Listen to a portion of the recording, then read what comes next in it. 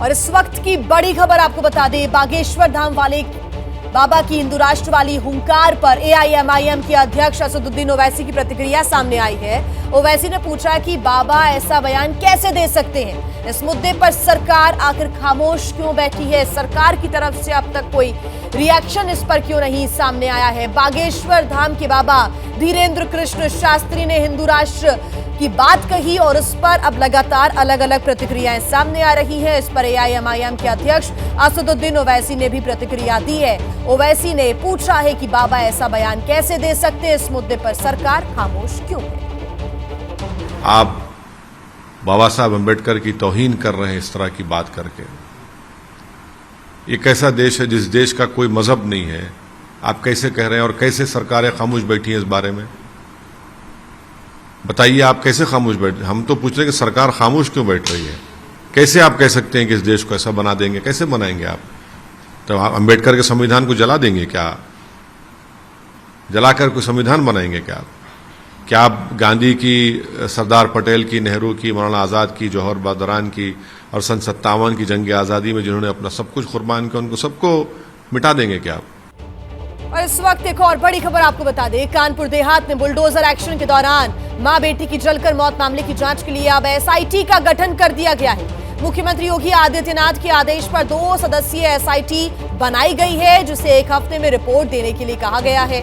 SIT की report आने के बाद दोषी अफसरों पर कार्रवाई की जाएगी। और इसी पर ज्यादा जानकारी के साथ हमारे सहयोगी संजय हमारे साथ जुड़ गए हैं। संजय, ये बड़ा आदेश दिया है सीएम योगी आदित्यनाथ ने, 2 सदस्यों वाली एसआईटी बनाई गई है। उम्मीद है कि जल्द रिपोर्ट सौंपी जाएगी, कार्रवाई होगी दोषियों के ऊपर।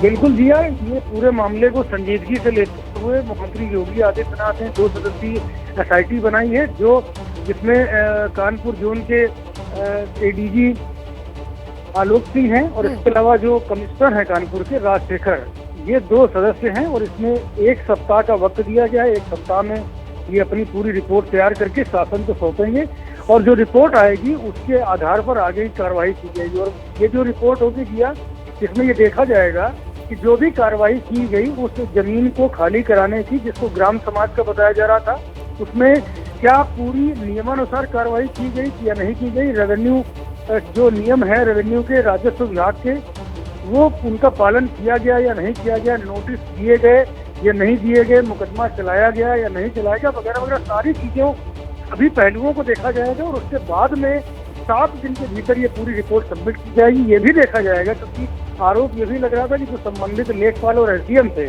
वो दूसरे पक्ष से मिले हुए थे और उनके ही कहने पर ये सारी की सारी कार्रवाई हुई, जिसमें बिल्कुल परिवार रिश्तेदारों की तरफ से यही गंभीर आरोप अफसरों के ऊपर लगाए भी गए थे। और अब एसआईटी गठित कर दी गई है कानपुर कांड पर और जल्द से जल्द रिपोर्ट सौंपने के लिए कहा गया है। साथ ही दोषी अफसरों के ऊपर कार्रवाई भी इस रिपोर्ट के बाद की जाएगी। बहुत शुक्रिया संजय तमाम जानकारी के लिए। जैसे ही घड़ी का काटा दोपहर 2:30 पे आए, बबीता जी का दिल सास बहू साजिश के लिए मचल जाए।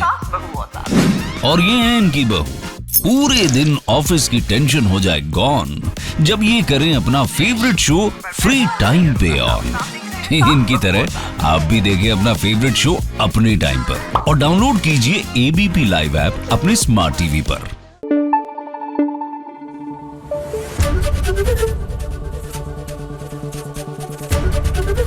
एबीपी न्यूज आपको रखे आगे।